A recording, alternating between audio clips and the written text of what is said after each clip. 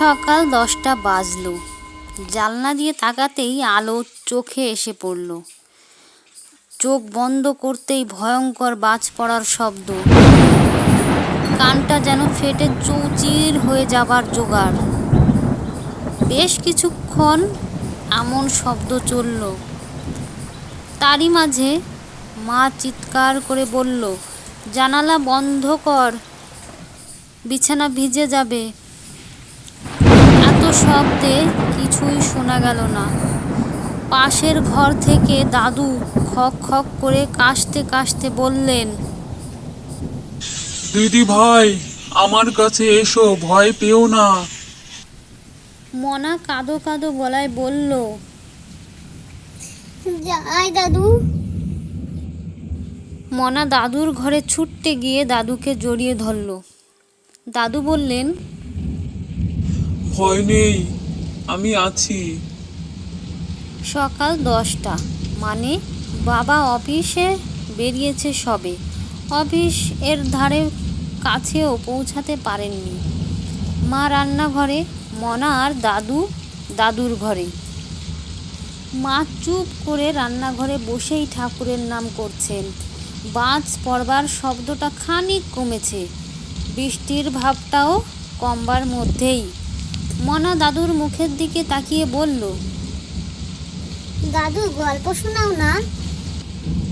দাদু হেসে বললেন, কি গল্প শুনবে? মনা ব্যস্ত হয়ে বলল, ভূতের গল্প। দাদু বললেন, এখন তো দিন, ভূতের গল্প রাতে শুনতে হয়। মনা বলল, দাদু এখন তো অন্ধকার হয়ে গেছে, রাত যেমনটা হয়। দাদু বললেন, তা মন্দ বলিসনি। আচ্ছা বেশ, ভূতের গল্পই শোনাচ্ছি। এই বলে দাদু গল্প বলতে আরম্ভ করলেন।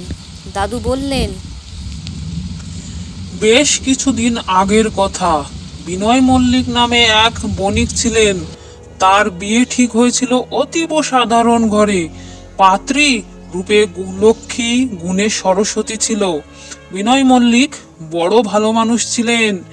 পাত্রী ছাড়া আর কোনো চাওয়া পাওয়া তার ছিল না। বিয়ের সব খরচ বিনয় মল্লিক করলেন। বিয়ের সানাই বাজছে, আলো জ্বলছে, মানুষের আনাগোনা শুরু হয়েছে। বরযাত্রী নিয়ে বর বেশে বিনয়বাবু পালকি চড়ে রওনা হলেন। বেশ দূরের পথ ছিল, তাই বেশ সকাল সকাল রওনা দিয়েছিলেন বিনয়বাবু। লম্বা চওড়া খানিক উজ্জ্বল বর্ণের সুপুরুষ। বর সাজে তাকে রাজপুত লাগছিল। শুকনো মাঠ পেরিয়ে জঙ্গল, আবার জঙ্গল পেরিয়ে কাঁচা রাস্তা ধরে চলছে পালকি। তার সাথে পালকি চালকদের মুখে সুমধুর শব্দ। সূর্য অস্ত গেছে, বেশ কিছুক্ষণ হয়েছে। কারো কারো হাতে জ্বলছে মশাল। হঠাৎ বিনয়বাবু হাত দিয়ে পালকি থামাবার আদেশ দিলেন। হাতের ইশারা পেয়ে পালকি দাঁড়ালো। এক দমকা হাওয়া এসে হাতে থাকা মশাল নিভিয়ে দিল। চারিদিক শান্ত, নিশ্চুপ। থেকে থেকে শুকনো পাতার আওয়াজ শোনা যাচ্ছে। মনে হচ্ছে কেউ পাতার উপর দিয়ে হেঁটে এগিয়ে আসছে বিনয়বাবুর দিকে। বিনয়বাবু সামান্য ভয় পেলেন, কিন্তু সাহস হারালেন না। হাওয়ায় চারিদিকটা লন্ড ভন্ড হতে লাগলো। বিনয় মল্লিক পালকির ভেতরে আর বসে থাকতে পারলেন না। তিনি বাইরে বেরোবার জন্য আপ্রাণ চেষ্টা করতে লাগলেন। দমকা হাওয়া এসে তাকে পালকির ভেতরেই এপাশ ওপাশ করে ফেলে দিতে লাগলো। বিনয় মল্লিক মনে মনে ভাবতে লাগলেন, হে উপরওয়ালা, এটাই কি আমার শেষ রাত? বেশ কিছুক্ষণ ধরেই ঝড়ের তাণ্ডব চলতে লাগলো। বিনয় মল্লিকের শোলার টোপর, শোলার মালা ছিঁড়ে লণ্ডভণ্ড প্রায়। চারিদিকে শুরু হলো মেঘের গর্জন। মেঘের গর্জন শুনে মনে হতে লাগলো মুষলধারে বৃষ্টি নামবে। হঠাৎ বিনয়বাবুর কানে একটি ফিস ফিস শব্দ এলো। বিনয়বাবু অনুমান করতে পারলেন কেউ হয়তো তাকে কিছু বলতে চাইছে।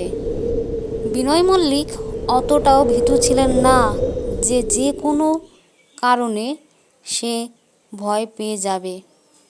বিনয় মল্লিক বললেন, কেউ আছো? কেউ কি আমায় কিছু বলতে চাইছো? আবার একটা ফিস ফিস শব্দ কানে ভেসে এলো বিনয় মল্লিকের। শব্দটা কোনো সাধারণ মানুষের মনে হলো না। বিনয় মল্লিক বুঝে গেলেন একেতে এত ঝড়, তার উপরে এত রাত, বিষয়টা ভালো দিকে এগোচ্ছে না। ফিস ফিস শব্দটা আরও কানের কাছে এগিয়ে আসতে লাগলো। এবার বিনয় মল্লিক সাহসী হলেও সামান্য ভয় পেতে লাগলেন। ফিস ফিস শব্দটা কমেছে, কিন্তু শুকনো পাতার শব্দ যেন ধীরে ধীরে বেশি পরিমাণে বাড়তে লাগলো। বিনয় মল্লিকের হাত পা ঠান্ডা হতে লাগলো। তিনি কি করবেন বুঝতে পারলেন না। পালকির এক পাশ থেকে তিনি ভাঙা টোপরটা হাতে তুলে নিয়ে বসে রইলেন। এবার বিনয় মল্লিকের মনে হতে লাগলো ফিস ফিস শব্দটা যেন তারই পাশে পালকির ভেতরে বসে থাকা কোনো এক মানুষ তার কানের কাছে এসে কিছু বলবার চেষ্টা করছে। বিনয় মল্লিক চোখ বন্ধ করে নিলেন। বললেন, কে কে আছো এখানে? কি চাও আমার কাছ থেকে? বিনয় মল্লিকের ডান ঘাড়ের উপর কেউ যেন আলতো ছোঁয়ায় কিছু একটা রাখল। বিনয় মল্লিক শুকনো হাতের অনুভব করলেন। তিনি ঠোঁট কাঁপাতে কাঁপাতে বললেন, কে কে কে এখানে?